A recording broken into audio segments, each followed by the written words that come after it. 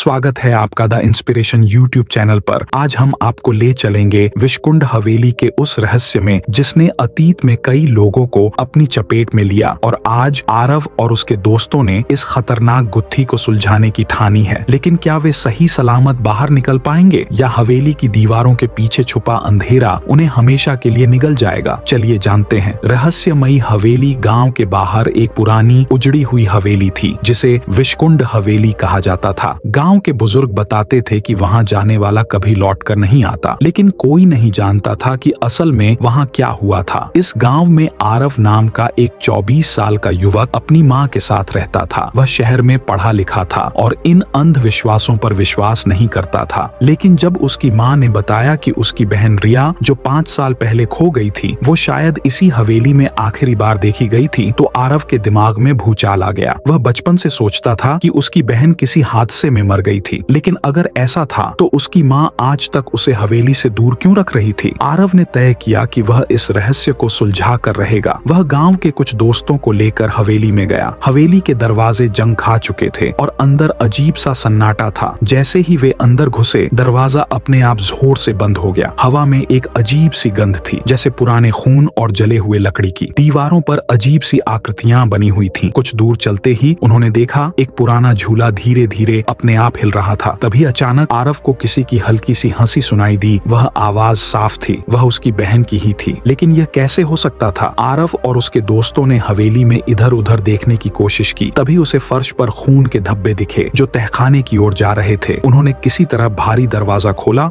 और नीचे उतरे। अंदर एक बड़ा सा कमरा था जहाँ पुराने लोहे के पिंजरे थे। उनमें जंजीरें और टूटी हुई हड्डियां पड़ी थीं। यहाँ पहले भी लोग बंद किए गए थे। आरव के दोस्त ने घबरा कर कहा। तभी एक लड़की की परछाई दीवार पर उभरी। आवाज आई, भैया तुम आ ही गए। आरव का शरीर कांप उठा। उसने पलट कर देखा। एक पीली धुंधली आत्मा हवा में तैर रही थी। ये चेहरा उसकी बहन का था। तो अरब ने पूछा, रिया यह सब क्या है? रिया की आत्मा की आंखों से आंसू टपक पड़े। भैया मुझे मेरे ही भाइयों ने मारा था। रिया ने बताया कि 5 साल पहले उसके ही चचेरे भाइयों ने हवेली में उसे बुलाया था। वे हवेली के खजाने को ढूंढ रहे थे और जब रिया को उसके बारे में कुछ पता चला तो उन्होंने उसे जिंदा जला दिया। लेकिन भैया मैं अकेली नहीं मरी। रिया ने कमरे की दीवार पर हाथ रखा और अचानक 4 और आत्माएं उभर आईं। वे सब भी गांव के ही थे जिनका कभी पता नहीं चला था। रिया ने आरव से कहा, इन दरिंदों को छोड़ना मत। आरव को अब समझ आ गया था कि गांव के कुछ रसूखदार लोग इस हवेली के खजाने को पाने के लिए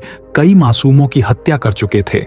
अगले दिन उसने पुलिस को सारी सच्चाई बताई। गांव के बुजुर्ग भी डर के मारे चुप थे, लेकिन जब उन्होंने हवेली में मिले कंकाल देखे तो सच्चाई सामने आ गई।